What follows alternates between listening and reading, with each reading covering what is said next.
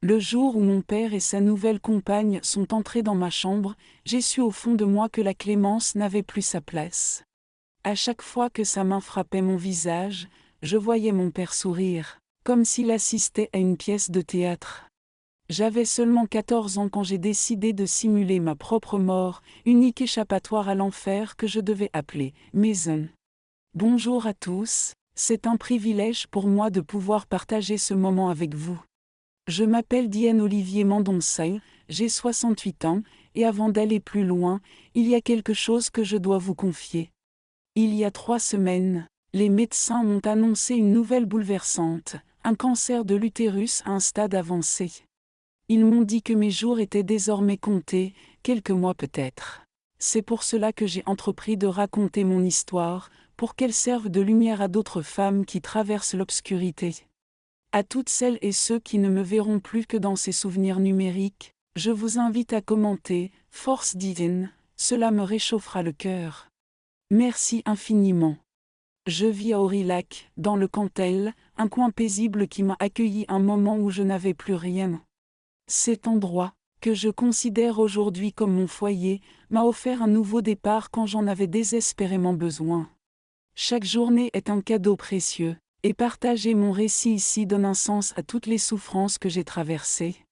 Si vous appréciez cette vidéo, laissez un j'aime, abonnez-vous à la chaîne Mémoire de grand-mère, et activez la cloche. Cela permettra à d'autres femmes de recevoir ce message d'espoir. Ce que j'aime par-dessus tout dans ma vie, c'est ce jardin que j'ai cultivé depuis près de 30 ans, depuis mon arrivée ici. C'est mon refuge, l'endroit où je parle à Dieu, où je remercie pour chaque aube, même en sachant qu'il ne m'en reste plus beaucoup. Je suis assise sur ma terrasse, dans le fauteuil à bascule que mon Joseph m'avait fabriqué peu avant son départ. D'ici, je contemple les montagnes à l'horizon et je savoure la brise douce de l'après-midi. À côté de moi, ma tisane de verveine et mon vieil album photo, témoin silencieux d'une existence tissée de douleur, de bonheur et de résilience. Aujourd'hui, je vais vous confier une histoire longtemps enfouie dans mon cœur. Un récit de perte, de passage brutal à l'âge adulte, de décisions douloureuses prises pour survivre. C'est un témoignage de souffrance, mes enfants, mais aussi de renaissance. Tout a commencé dans les années 60, dans ma ville natale, à Mende. J'étais une fillette honnête qui courait pieds nus dans la poussière, libre et joyeuse. Notre vie était modeste, mais baignée d'amour sincère. Nous vivions à 3 dans une petite maison de terre battue, au toit bruyant dès que la pluie tombait. Le jardin était vaste, planté de cerisiers, de pommiers et de châtaigniers que j'adorais grimper, malgré les remontrances de ma mère, Madame Zulmire. Ah, ma maman! Madame Zulmire était le cœur battant de notre foyer. Petite et ronde, ses cheveux noirs en chignon et son sourire généreux illuminaient la maison. Elle cousait pour les femmes du village, transformant leurs étoffes en merveilles avec ses mains pleines de magie. Le soir, une fois les corvées terminées, elle venait me border avec une histoire ou un chant d'antan. Même éreintée, elle ne manquait jamais de passer sa main dans mes cheveux jusqu'à ce que le sommeil m'emporte. Diane, ma chérie, les études sont un trésor que personne ne peut te voler, répétait-elle en m'aidant à faire mes devoirs. Elle n'avait étudié que jusqu'au certificat, mais elle lisait parfaitement et tenait à ce que je sois une élève exemplaire. Elle gardait précieusement chaque dessin, chaque mot d'appréciation de l'institutrice. Mon père, Monsieur Divin, était l'opposé de maman, grand, sec, toujours vêtu de son béret, l'air sévère. Il travaillait comme maçon et passait des semaines à construire dans les fermes alentours. À la maison, il restait taciturne, autoritaire sans crier.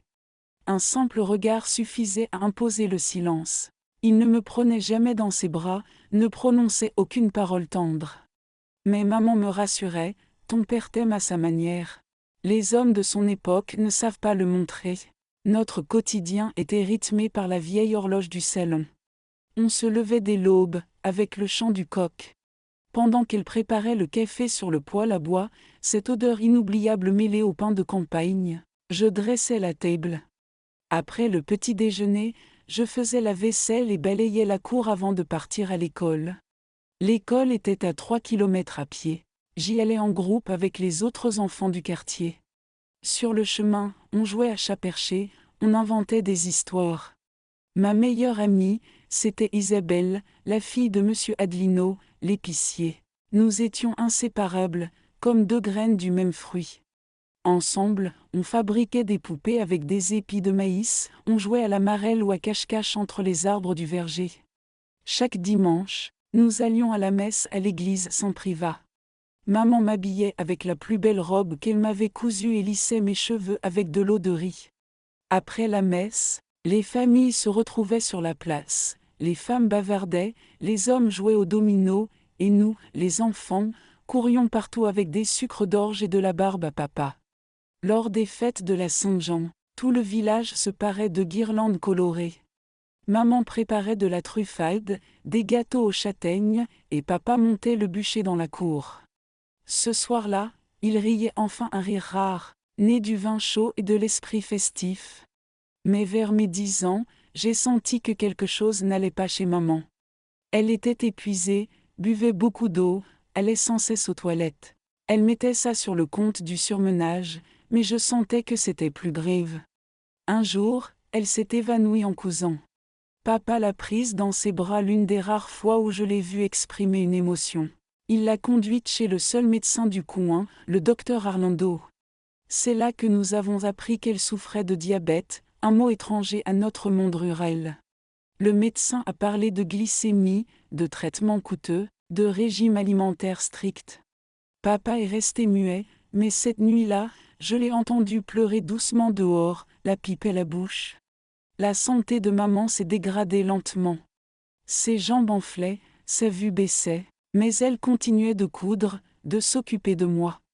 Apprends tout ce que tu peux, ma petite, c'est la seule richesse que nul ne peut enlever, répétait-elle, comme si elle savait que le temps lui était compté. Les derniers mois, elle ne quittait plus le lit. J'ai appris à cuisiner, laver, repasser, à devenir une femme avant l'heure. Papa travaillait double pour acheter ses médicaments. Il rentrait de plus en plus silencieux, les traits tirés. Le soir, je m'asseyais près du lit de maman, lui racontais ma journée d'école. Elle me caressait les cheveux, doucement. Un après-midi de pluie battante, je suis rentrée trempée de l'école et j'ai trouvé Mame Brigitte, la voisine, m'attendant au portail. Son regard m'a tout dit. Je me suis précipitée dans la maison, j'ai glissé sur le sol boueux, je me suis relevée en courant. Et là, dans la chambre, j'ai vu maman. Allongée, le visage paisible. Comme si elle dormait. Mais elle ne respirait plus. Elle était partie alors que j'apprenais les fractions à l'école. Ce jour-là, tout s'est effondré. Pendant la veillée, mon père est resté debout à côté du cercueil, silencieux, impassible. Pas une larme, pas un mot de réconfort. Lorsqu'on lui présentait ses condoléances, il se contentait de hocher la tête. Il ne m'a pas prise dans ses bras, ne m'a pas dit « ça va aller ». Rien. C'était comme si son cœur s'était figé pour de bon. À 12 ans, je me suis retrouvée seule avec un homme qui ne savait pas comment parler à sa fille. La maison était la même, mais elle n'avait plus d'âme. Les mois suivants ont été remplis de silence. Papa partait travailler à l'aube et ne revenait qu'à la tombée de la nuit, souvent avec l'odeur de l'alcool. Moi, je faisais ce que maman m'avait appris, nettoyer, cuisiner, laver, aller à l'école. Parfois, je restais des heures assise devant la malle où étaient encore rangés les habits de maman, respirant son odeur qui s'estompait jour après jour. Je pleurais la nuit, doucement, pour ne pas qu'il m'entende. Il ne parlait jamais d'elle. Comme si elle n'avait jamais existé. À 14 ans, la vie a de nouveau basculé. Un vendredi, il est rentré plus tôt que d'habitude et a lâché d'un ton sec « Demain, fais le ménage. On reçoit quelqu'un. » Sans plus d'explication. Typique de lui. Le lendemain, je me suis levée dès l'aube. J'ai balayé la cour, astiqué les meubles, tué une poule pour faire un ragoût comme maman me l'avait montré.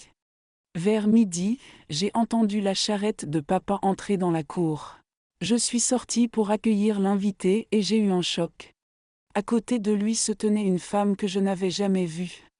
Grande, filiforme, les cheveux teints d'un blond criard, les ongles rouges comme du sang.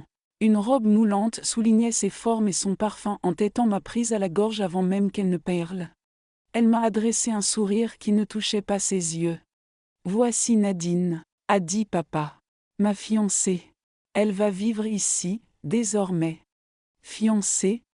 Un mot que je n'étais pas prête à entendre, pas un an après la mort de maman. Mais j'ai ravalé mes questions. Contester mon père, c'était inutile.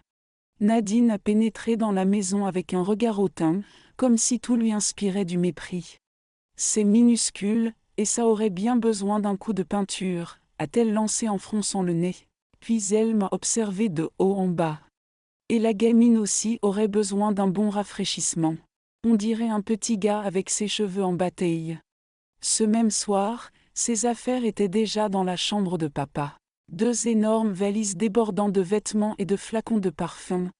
La nuit, j'ai entendu des bruits derrière leur porte. Des sons qui m'ont fait rougir de honte. Au début, Nadine s'est montrée aimable. Elle faisait à manger, pas aussi bon que maman, mais mangeable. Elle nettoyait, traînait dans la cuisine. Un jour, elle a essayé de me mettre du rouge à lèvres. Mais dans ses yeux brillait une dureté, un calcul que je n'arrivais pas à ignorer. Quelque chose de froid, d'hostile. C'est à l'école que j'ai compris qui elle était vraiment. Un jour, Isabelle m'a attrapé dans la cour. « Dis-moi, c'est vrai que ton père est avec Nadine, du cabaret ?» Le mot m'a glacé. « Du cabaret ? Tu sais, la Maison Rouge, à la sortie de la ville, près de la rivière. Mon père interdit qu'on passe par là, ai-je répondu. Justement, a murmuré Isabelle. Je suis rentrée chez moi avec une boule dans la gorge. Soudain, tout devenait clair, les regards, les chuchotements, les ricanements. Toute la ville savait ce que moi, je découvrais à peine. Peu à peu, Nadine a laissé tomber le masque. Elle ne cuisinait plus. Elle disait qu'elle était fatiguée, que j'étais assez grande pour gérer la maison seule. Elle passait ses journées dans la chambre à essayer des tenues, à se faire les ongles. Le soir, elle sortait avec papa. Il rentrait tard, empestant l'alcool. Un jour, je suis rentrée de l'école et j'ai vu que la chambre de maman avait été vidée. Ses vêtements, ses affaires, tout avait disparu. À la place, une grande coiffeuse, un miroir, et plus de flacons que je n'en avais jamais vus. J'ai attendu qu'elle revienne pour poser la question. « Qu'est-ce que tu as fait des affaires de ma mère ?» Elle m'a jeté un regard froid. Je les ai jetés. C'étaient de vieux chiffons moisis. Cette maison a besoin de renouveau. Ce jour-là, j'ai senti quelque chose se briser en moi. Je me suis réfugiée dans le jardin et j'ai serré le tronc du vieux cerisier. Le préféré de maman. J'ai pleuré, mais pas de tristesse cette fois. De rage. Contre elle. Contre lui. Contre l'injustice de voir l'image de maman effacée sans scrupule. À 15 ans, mon corps a commencé à se transformer. Mes hanches s'arrondissaient, ma poitrine se dessinait doucement, et je commençais à ressembler à une jeune femme. C'est à ce moment-là que j'ai remarqué une lueur étrange dans les yeux de mon père. Quand je passais devant lui, il me fixait longuement, sans un mot. Ce n'était pas le regard d'un père protecteur, mais quelque chose de plus lourd, que je n'aurais pas su nommer à l'époque. Je baissais les yeux, mal à l'aise, et filais dans ma chambre. Nadine, elle, avait cessé toute forme de façade. Elle me réveillait à l'aube pour lui servir le café au lit. Elle exigeait que je nettoie la maison jusqu'à ce que tout brille, que je repasse ses robes, que je cire ses chaussures. La moindre trace de poussière entraînait des gifles ou des cheveux tirés. Parfois, elle renversait exprès un verre pour que je recommence tout depuis le début. Mon père ne disait rien. Il regardait la scène en silence, comme s'il observait une routine banale. C'est d'ailleurs à cette époque qu'il a commencé à boire plus que j'aimais. Le soir, il rentrait ivre, riait bruyamment et claquait les portes. Moi, je restais dans ma petite chambre, recroquevillée, espérant qu'il m'oublie. Mais Nadine trouvait toujours une raison de venir me tourmenter.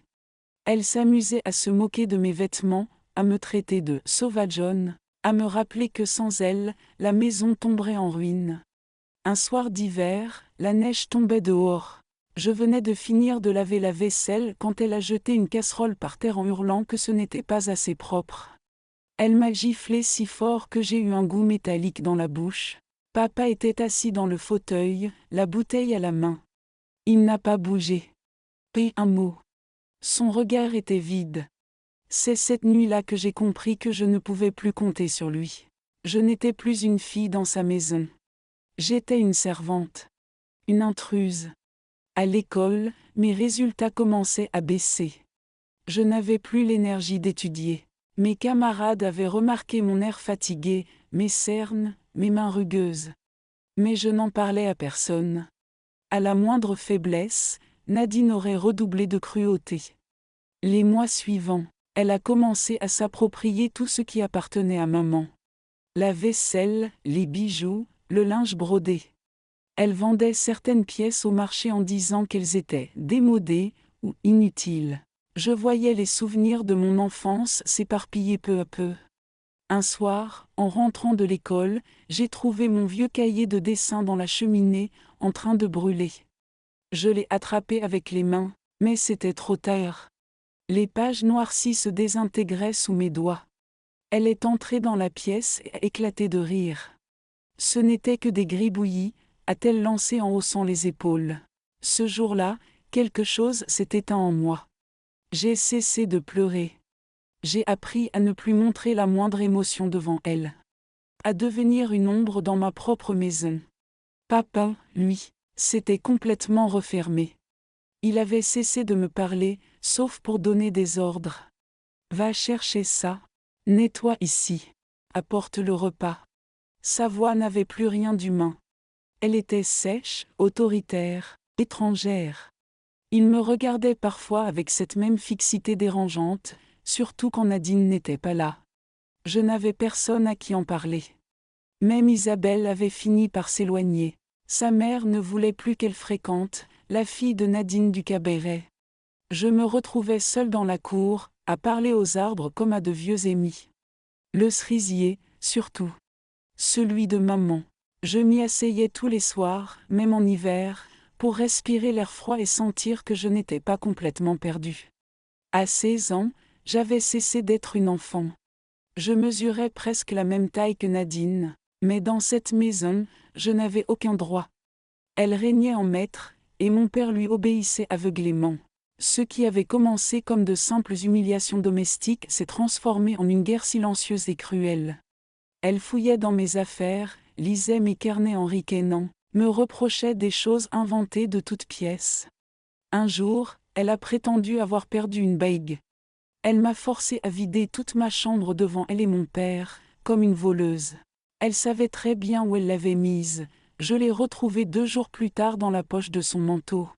Mais elle avait obtenu ce qu'elle voulait, m'abaisser publiquement et me faire passer pour une menteuse. Mon père, lui, avait commencé à lever la main plus souvent. La première gifle était tombée parce que j'avais oublié d'aller chercher le pain. La deuxième, parce que je m'étais endormie trop vite après les corvées. Puis, c'est devenu habituel. Un mot de travers, un regard qui ne lui plaisait pas, et sa main s'abattait. Je ne reconnaissais plus l'homme silencieux d'autrefois. Son regard s'était durci, son souffle empestait l'alcool, et parfois il me fixait d'une façon qui me faisait frissonner. Je dormais la porte fermée à clé, la chaise coincée contre la poignée. Chaque soir, je me demandais si j'aurais la force de tenir jusqu'au lendemain. Les voisins fermaient les yeux. Nadine faisait bonne figure au village, elle riait fort à la messe, se montrait généreuse en public. Personne ne voulait voir ce qui se passait derrière nos murs. Un soir d'automne, elle a organisé un dîner avec 2 de ses amies venues de la ville. Elles étaient maquillées comme pour un spectacle, parfumées à outrance. Elle m'a obligée à servir à table comme une domestique, avec une robe ridicule qu'elle avait dénichée dans une malle. Trop courte, trop serrée. Ses amies se moquaient ouvertement de moi, et elle riait avec elle, comme si j'étais un numéro de cirque. Mon père buvait, silencieux. Quand j'ai renversé un peu de vin en servant, elle m'a attrapé par les cheveux devant tout le monde et m'a traîné jusqu'à la cuisine. Elle m'a donné une claque si violente que j'ai senti mes oreilles bourdonner. Je me suis effondrée contre l'évier. Je n'ai pas crié. Je n'ai pas pleuré. Je l'ai regardé avec un calme glacé qui l'a surprise. Ce soir-là, je me suis enfermée dans ma chambre et j'ai pris une décision. Je ne mourrai pas ici. Je ne passerai pas ma vie à plier sous leurs coups. Je partirai. Mais partir, pour une fille comme moi, sans argent, sans famille, signifiait disparaître complètement. Alors j'ai commencé à observer, à réfléchir. Je savais qu'ils me croyaient soumise, incapable d'oser quoi que ce soit. C'était ma seule force. Pendant des semaines, j'ai mis de côté de petites choses, quelques billets trouvés dans des vestes oubliées, une boîte d'allumettes, un foulard chaud, une lampe à huile. Je les ai cachés dans une cavité du mur derrière le vieux cerisier. C'était mon trésor secret. J'ai aussi commencé à interroger discrètement certains commerçants au marché, sous prétexte d'aider à faire les courses. Je voulais savoir où passaient les trains de nuit. Il y avait une ligne qui traversait la forêt à une dizaine de kilomètres. Un convoi de marchandises circulait 2 fois par semaine. Je notais tout mentalement. Puis, un jour, le déclic est venu. En rentrant de l'école, j'ai entendu Nadine rire dans la cuisine. Elle parlait avec une voisine, elle croit qu'elle va finir ses études.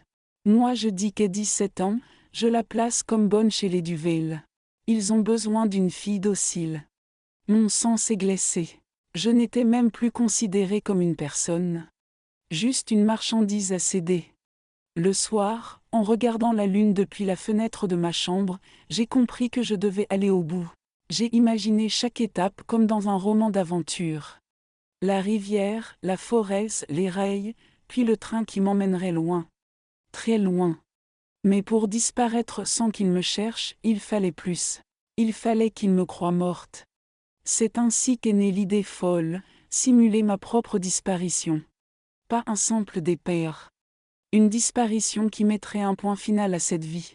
J'ai passé les semaines suivantes à peaufiner chaque détail. Il fallait que tout paraisse crédible. Je me suis rappelé un endroit en contrebas de la rivière, où le courant était fort et les berges glissantes. Un jour, en rentrant des cours, je suis passé par là en cachette. J'ai vérifié que le sol était meuble, qu'on pouvait y laisser des traces. J'ai repéré une vieille souche derrière laquelle je pourrais cacher mes vêtements. Puis j'ai attendu. La date idéale, c'était ce samedi-là. Papa et Nadine devaient partir à un mariage à la ville voisine et ne rentreraient pas avant minuit. Je n'aurais qu'un créneau de quelques heures, mais ce serait suffisant. La veille, j'ai nettoyé la maison de fond en comble, comme d'habitude. J'ai même préparé un gâteau pour désamorcer les soupçons. Nadine a cru que je voulais me faire pardonner ma dernière insolence. Elle a ri et m'a dit que, peut-être, après tout, t'es pas si ingrate. Je n'ai rien répondu. Mon cœur battait si fort que j'avais du mal à dormir cette nuit-là. Le lendemain, ils sont partis vers 16 heures. Une fois seule, j'ai enfilé mes vieux habits, un pantalon usé, un pull à capuche. Par-dessus, une robe légère. J'ai pris un sac où j'avais rangé mes affaires essentielles, un peu d'argent, de l'eau, une pomme, une couverture et une photo de maman. À 19 heures, j'ai quitté la maison à pied. J'ai traversé les champs, évitant la route principale. Quand je suis arrivé près de la rivière, le ciel était déjà sombre. J'ai déposé mes chaussures, ma robe et un foulard au bord de l'eau. J'ai enfoncé mes pieds dans la boue pour laisser des empreintes bien visibles. Puis j'ai trempé les robes, pour qu'on pense qu'elles avaient été emportées. Enfin, j'ai glissé derrière la souche, et remis mon pantalon et mes vieilles baskets.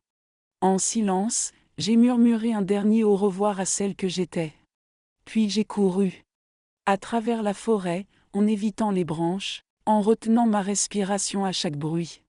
Je connaissais le chemin par cœur, je l'avais imaginé tant de fois. Vers minuit, j'ai atteint la voie ferrée. Le froid était mordant, mes doigts engourdis. Je me suis recroquevillé derrière un vieux container rouillé près du dépôt. Le train de marchandises devait passer à 1 heure. Je l'ai entendu venir bien avant de le voir. Son grondement résonnait dans ma poitrine. Quand il est passé lentement près de moi, j'ai couru à côté du dernier wagon et j'ai sauté. Mes genoux ont heurté le métal. J'ai failli tomber. Mais je me suis hissée à l'intérieur, haletante, le cœur battant à rompre. Je me suis cachée entre deux caisses, enveloppée dans ma couverture. Je pleurais, mais cette fois ce n'était pas de peur. C'était le soulagement. Je n'étais plus dans cette maison. J'étais partie. Peu importait où allait ce train. Peu importait le froid, la faim, la fatigue. J'étais libre.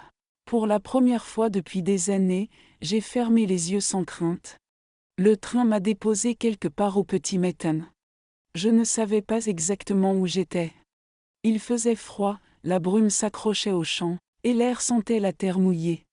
Je marchais sans but précis, épuisé, affamé, mais porté par une seule idée, rester invisible. J'ai fini par arriver dans un petit village aux maisons grises et silencieuses. Sur une pancarte, j'ai lu le nom, Saint-Maurice-les-Bois. Je n'avais jamais entendu parler de cet endroit. C'était parfait. Je me suis dirigée vers la boulangerie, poussée par l'odeur du pain chaud. La boulangère m'a regardée avec méfiance. Je lui ai demandé s'il y avait un endroit où je pouvais travailler, même pour peu. Elle m'a indiqué, d'un geste laconique, une maison de retraite à 2 rues. Ils cherchent toujours quelqu'un pour nettoyer. Mais faut pas avoir peur de l'odeur. Je m'y suis rendue aussitôt. Devant le portail, j'ai respiré profondément. Je savais que tout dépendait de cette première impression. J'ai frappé. Une femme d'âge mûr m'a ouvert, blouse blanche, cheveux tirés. Elle s'appelait Huguette. Je lui ai dit que je venais de loin, que j'avais besoin d'un travail, et que je pouvais tout faire, laver, cuisiner, soigner. Elle m'a toisé quelques secondes, puis m'a dit « Entre. Montre-moi comment tu fais les saules. » Et c'est ainsi que ma nouvelle vie a commencé. J'ai nettoyé la maison de retraite du matin au soir, sans me plaindre. Je dormais dans une petite pièce derrière la cuisine, sur un vieux matelas. Je mangeais ce qu'on me donnait, je me lavais avec l'eau froide du robinet. Mais je n'étais plus battue. Je n'étais plus humiliée. Personne ne me frappait quand je cassais une assiette, personne ne lisait mon journal intime. Et ça, c'était déjà un miracle. J'ai changé de nom. Désormais, je m'appelais Diane Rochefort. J'avais 18 ans. Du moins, c'est ce que j'ai dit. Je ne fêtais pas mon anniversaire, je n'avais ni papier, ni PC. Je ne parlais à personne de mon histoire. Quand on me demandait d'où je venais, je répondais toujours, d'un peu partout. Au fil des mois, j'ai appris à m'occuper des résidents, à faire les lits avec soin, à masser les jambes fatiguées, à écouter sans juger. Certains m'appelaient la petite ange. Et c'est dans ce lieu chargé de vieillesse et de fin de vie que j'ai rencontré Joseph. Il était là pour voir sa tante, Madame Rameau, une vieille dame pétillante qui me racontait ses souvenirs de guerre. Joseph, lui, portait une veste en velours, un air doux, un regard franc. Il m'a salué un jour en sortant de la chambre. Puis le lendemain, il m'a apporté un croissant. Je l'ai remercié en baissant les yeux. Je n'étais pas habituée à ce qu'un homme me regarde sans mépris ni arrière-pensée. La semaine suivante, il m'a laissé une fleur dans un petit verre. Puis un jour, il m'a demandé si je voulais marcher avec lui jusqu'à la rivière. J'ai accepté. Ma voix tremblait. Mes mains aussi. Mais il était patient. Il n'a posé aucune question indiscrète. On parlait de la pluie, des arbres, des livres qu'il aimait lire. Je l'écoutais en silence, retenant mes souvenirs comme on retient sa respiration sous l'eau. Après 3 mois de promenade, il m'a demandé si je voulais dîner avec lui. J'ai mis la seule robe propre que j'avais, celle qu'une résidente m'avait donnée. Il m'a emmené dans un petit bistrot à l'entrée du village. Je n'avais jamais mangé de tarte aux poireaux aussi bonne. Je n'avais jamais été regardée comme ça non plus, avec douceur. Quand il m'a raccompagnée, il a simplement dit « Tu sais, tu n'as pas besoin de parler si tu ne veux pas. Mais je suis là. » Et je crois que ce soir-là, j'ai commencé à respirer pour de vrai. Les saisons ont passé, et avec elles, ma peur a commencé à se dissoudre. À la maison de retraite, je suis rapidement devenue indispensable. Huguette me faisait confiance, les résidents m'adoraient, et je connaissais chaque couloir comme ma poche. Je ne gagnais pas beaucoup, mais j'avais un toit, de quoi manger, et surtout, une tranquillité que je n'avais jamais connue. Joseph venait souvent rendre visite à sa tante. À chaque fois, il me cherchait du regard dès qu'il franchissait la porte. Il me saluait avec ce sourire tranquille, comme si j'étais une évidence. Je me suis surprise à attendre ces moments avec impatience. Nos promenades sont devenues des rendez-vous silencieux. Il me parlait de sa ferme, de la terre, des animaux, de la pluie qui décidait de tout dans sa vie. Moi, je l'écoutais. Il n'essayait pas de combler mes silences. Il les respectait. Il m'a appris à traire une vache, à reconnaître les différentes plantes sauvages, à réparer une clôture. Je découvrais un monde simple, honnête, où les mots n'étaient pas des irmes. Un soir de printemps, alors que nous marchions au bord de la rivière, il s'est arrêté et m'a pris doucement la main.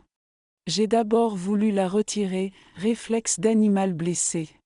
Mais il n'a pas serré plus fort. Il a simplement laissé sa main ouverte, comme une invitation. Et, pour la première fois, je n'ai pas eu peur. Je l'ai laissé dans la sienne.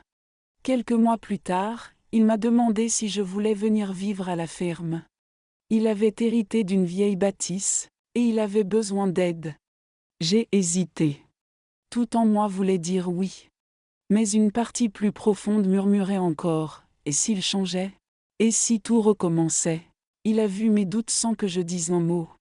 Je ne te demande pas de décider aujourd'hui, m'a-t-il dit. Je veux juste que tu saches que tu as ta place, ici ou ailleurs, si tu le souhaites. Cette phrase m'a bouleversée.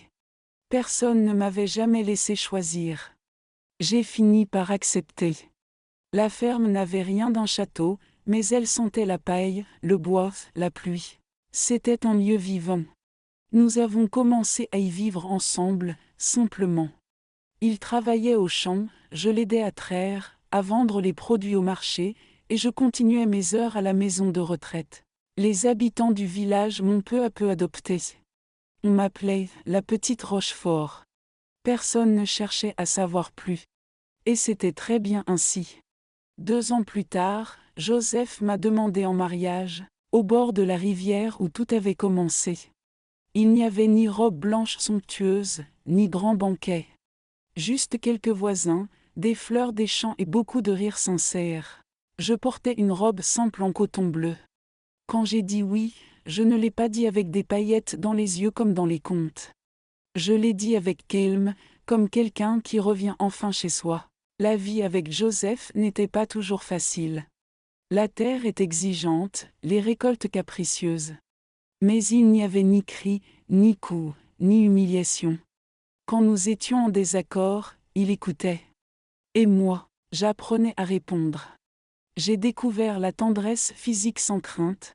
Son regard ne me pesait pas, il me réchauffait. Peu à peu, mes cauchemars se sont espacés. Mes épaules ont cessé d'être crispées. Mon corps a commencé à se détendre, comme une maison qui s'ouvre après un long hiver. Notre vie de couple s'est construite lentement, comme on bâtit un mur de pierre, une pierre après l'autre, en prenant le temps. Joseph et moi partagions tout, les récoltes, les comptes, les soucis du bétail et les petits bonheurs du quotidien. Nous avions peu, mais c'était à nous. Les matins commençaient tôt, avec l'odeur du café et le bruit des coqs. Je faisais le pain, il réparait les clôtures. Parfois, le toit fuyait, ou les veaux naissaient trop tôt. Mais on faisait face ensemble. Jamais il ne m'a reproché un oubli, jamais il n'a levé la voix. Quand il rentrait tard et que je m'inquiétais, il me prenait la main et disait simplement « Je suis là ».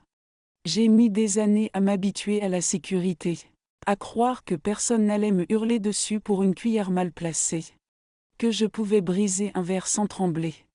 Au début, quand il me touchait, je retenais mon souffle. Puis, j'ai appris à respirer dans ses bras, à me laisser aimer. Et surtout, à m'aimer un peu moi-même. Je n'ai jamais raconté à Joseph d'où je venais vraiment. Je lui ai dit que j'avais perdu mes parents très jeunes, que j'avais fui une vie dure. Il n'a jamais insisté. Il respectait mes silences comme des promesses sacrées. Un jour, Il a découvert mes vieilles affaires dans la boîte en fer que je gardais au fond du placard, la photo de maman, le foulard de mon départ. Il m'a juste dit, tu n'es pas obligé d'expliquer. Mais sache que tu n'as rien à prouver ici. Et c'est peut-être à ce moment-là que j'ai compris que j'étais enfin libre. Libre de mon passé, même s'il vivait encore quelque part dans mon corps. Les années ont filé comme un ruisseau. Nous n'avons pas eu d'enfants. Ce fut un deuil silencieux, partagé à deux, sans cri ni reproche. Mais nous avons eu des saisons pleines, des marchés joyeux, des voisins fidèles. J'ai repris goût à lire, à écrire. J'ai même commencé un journal intime, ce que je n'aurais jamais osé faire avant. Notre ferme est devenue un petit coin de paix. Les gens du village passaient nous voir pour un conseil, une tisane, un rire. Et moi, Diane Rochefort, celle qui n'existait sur aucun registre, suis devenue une figure locale. J'ai cuisiné des confitures que tout le canton venait acheter. J'ai tricoté des chaussons pour les bébés des voisines. Je suis devenue marraine de 3 enfants qui ne savaient rien de mon passé mais m'aimaient comme une grand-tante drôle et rassurante. Joseph et moi avions nos habitudes. Les dimanches à la brocante. Les soirées devant le feu à écouter Brassens. Les siestes sous le vieux châtaignier du jardin. Et parfois, sans prévenir, une larme me montait aux yeux. Pas de tristesse. De gratitude. Parce que malgré tout ce que j'avais vécu, j'avais fini par connaître l'amour. Pas le grand amour des livres. Mais celui, silencieux, solide, qui vous accompagne sans bruit jusqu'au bout. Joseph est parti un matin de novembre. Le froid s'était installé depuis plusieurs jours. Il avait simplement dit qu'il allait couper du bois. Quand je ne l'ai pas vu revenir à midi, j'ai su. Je l'ai trouvé derrière la grange, assis contre un tronc, le regard tourné vers les montagnes. Paisible. Comme s'il s'était endormi en pensant à un bel endroit. Le médecin a parlé d'un arrêt du cœur. Moi, j'ai juste pensé qu'il était parti comme il avait vécu, sans bruit, avec dignité. Sa mort a ouvert un silence que je ne connaissais pas encore. Un silence sans regard bienveillant, sans voix douce pour m'accueillir le soir. Pendant des semaines, j'ai erré dans la maison comme une ombre. Chaque objet portait sa trace. Sa tasse préférée restait sur l'étagère. Sa veste pendait encore près de la porte. J'avais peur de les déplacer, comme si cela allait effacer une partie de lui. Mais le temps, discret et patient, a fait son œuvre. J'ai appris à vivre seul, non pas dans le vide, mais dans une sorte de paix tranquille. Je m'occupais du jardin. Je continuais à préparer mes confitures. Les voisins passaient me voir, parfois pour parler, parfois juste pour s'asseoir en silence. Je n'ai jamais quitté la ferme. C'était notre lieu. Et je n'avais plus besoin de fuir. Parfois, le soir, je m'asseyais dans le vieux fauteuil à bascule, une couverture sur les genoux, et je regardais les étoiles en murmurant son prénom. Pas de douleur déchirante. Juste une douceur lente, comme un livre qu'on referme doucement après l'avoir aimé longtemps. Les années ont passé ainsi. J'ai vieilli.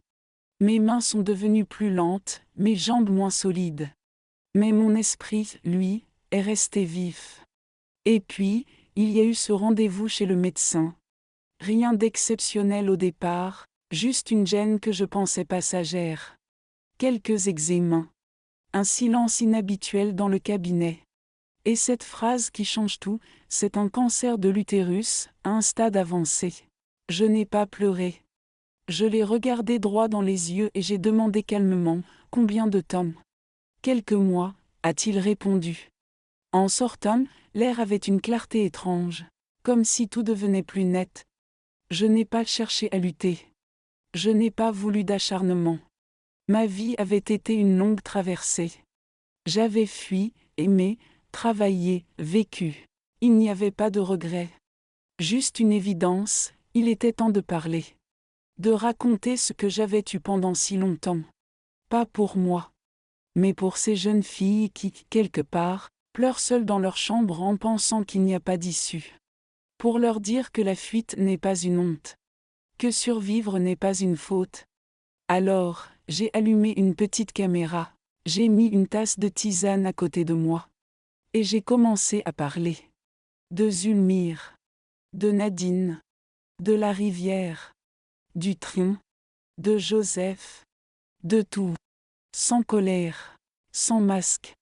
Avec la voix d'une femme qui sait que le temps lui échappe, mais qui veut en faire bon usage. Je ne sais pas qui regardera cette vidéo quand je ne serai plus là. Peut-être une jeune fille qui se cache dans une chambre trop étroite. Peut-être une femme qui n'ose plus parler depuis trop longtemps. Ou simplement quelqu'un qui a besoin d'entendre une voix qui ne juge pas. Si c'est le cas, alors je veux que tu saches une chose. Ta douleur n'est pas une faiblesse. Ce que tu vis ne définit pas ce que tu deviendras. J'ai grandi dans une maison où l'amour avait été remplacé par la peur. J'ai appris à me taire pour survivre. J'ai fui dans la nuit en laissant derrière moi tout ce que je connaissais. Et pourtant, malgré la peur, malgré les blessures, j'ai construit une vie qui valait la peine d'être vécue. Pas une vie parfaite, mais une vie libre. Libre de choisir, libre de rester, libre d'aimer. Ce chemin n'a pas été facile. Il a été long, parfois froid, souvent silencieux. Mais chaque pas m'a éloigné un peu plus de l'ombre et rapproché de la lumière. Si je parle aujourd'hui, ce n'est pas pour raviver la douleur. C'est pour tendre une main invisible à celles et ceux qui cherchent une issue. Je n'ai pas laissé de grandes richesses matérielles derrière moi. Juste une petite ferme, des confitures, des livres cornés, et un jardin qui continue de fleurir chaque printemps. Mais j'espère que mes mots, eux, voyageront plus loin que les murs de cette maison. Qu'ils trouveront une oreille au bon moment. Qu'ils diront, à leur manière, tu peux t'en sortir. Je m'appelle Diane Rochefort, autrefois Diane Mendonça. Je ne suis sur aucun registre officiel. Mais j'ai existé. Et c'est déjà beaucoup. Quand je ferme les yeux aujourd'hui, je ne vois plus Nadine ni la rivière sombre. Je vois le sourire de maman en train de me border. Je sens la main de Joseph sur la mienne. J'entends le vent passer dans les branches du cerisier. Et je souris. Parce que je n'ai pas seulement fui. J'ai vécu. Et je pars en paix.